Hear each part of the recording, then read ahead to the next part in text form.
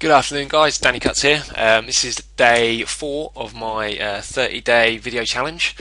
Basically, this challenge is basically for me to get used to using the cam and the microphone and Camtasia, just to show you how, just basically so I can get used to using all this, so that in the future my videos and talking on mic will be a lot easier.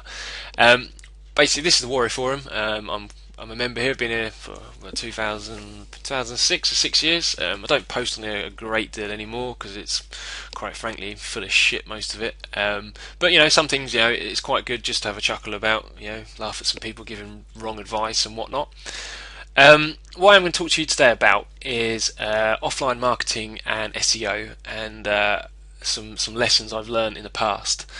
Having offline clients for me is not my main income. My main income comes from affiliate marketing and selling advertising space. But however, I do offline marketing for people that know what I do, and just through word of mouth that obviously I do what I do and that. So so we've got a fair few clients. Most of them are fairly easy. In fact, all of them are easy. I mean, we don't have any problems ranking any sites really. But this last week, a new client that we took on probably about 3 months ago came to me with his site. I know him from my hometown in Milton Keynes, and I've drank with him. I've done, when I was on the tools plastering, I used to, he knows me very well through there, so it's all kosher, and obviously there's a lot of trust there. Basically, he's paid a designer to design a site in WordPress.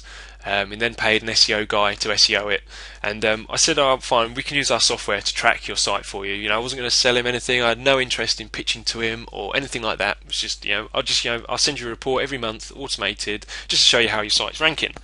Anyway, he emailed me, say a couple of months ago, to say that his reports aren't getting any better, and he's spending a lot of money on SEO, and he's, quite frankly, he doesn't trust the guy. So I said, fine, I'll take it over. This is my fee. This is what we do, etc., etc.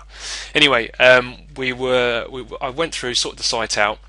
The theme was really crappy. It was awful on the eye, and it's coded wrong. And so I said, in the future we need to look at redesigning the theme and basically just trying to sort out all the problems, get some decent SEO plugins in there, all-in-one SEO and things like that. But he also had just about another 20 themes installed on the site, and loads of other plugins, and I was just, right, well, I'm just going to delete everything, and then we'll go back through and use what we use. Anyway, Penguin hit the site on about the 25th of April, which is about a week ago now, and it tanked. It dropped about 30 places in the search engines, and so I think it was down to the on page. He'd basically added a bulk of text at the bottom of each page, given a list of places and names where he works, and that to me just looked a little bit spammy, but he wanted it there, and obviously a client's always right and all that nonsense. Anyway, he posted on his industry website saying his site's tanked and whatnot, and basically he got a little bit heated. Basically, his designer has told him that I'm a spammer, and I've destroyed his website and all this sort of nonsense. And anyway, so my client sent me the email to show me what people were saying, and basically wanted to see my feedback.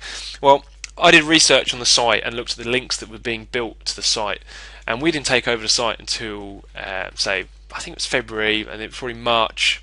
It's probably only beginning of April really when we started doing any link building, and I found some links to some really rough sites, some really rough sites to his site, but they were posted last year by obviously the SEO company that was doing the work.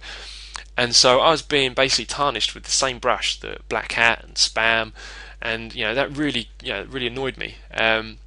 So I've gone back to the client and pointed this out, that his site is tanked.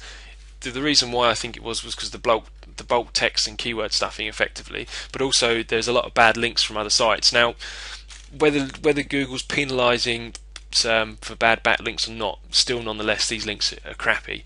So anyway, so I got quite stressed with the web designer. I've told him that if he wants to come and discuss it personally, for him to come round and we'll sort it out.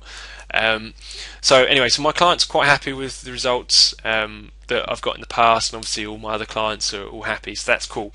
So as a deal for my client, I told him we're going to ditch his domain name, and I bought a new domain name, and I'm going to build the site.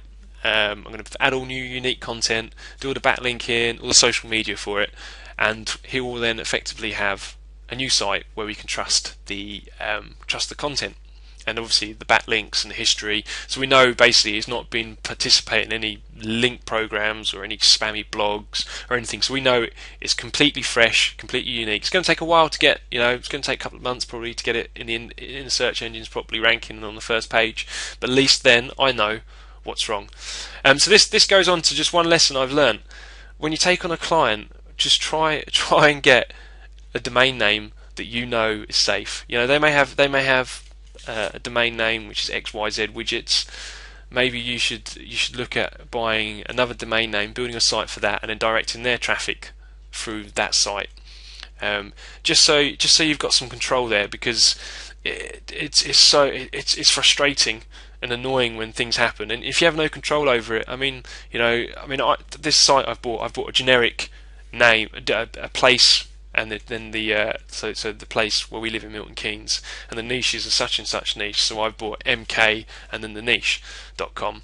So if we have any problems, the site will we can take the site back. It's registered in our own names. If a client doesn't want to pay anymore or whatever, so we will control that property, and we will control all the SEO on that. And if the client doesn't want to pay, then we'll just go to his competitor and sell the site to him. So for offline consulting, it's definitely very important to ensure that you guarantee that you're protecting yourself.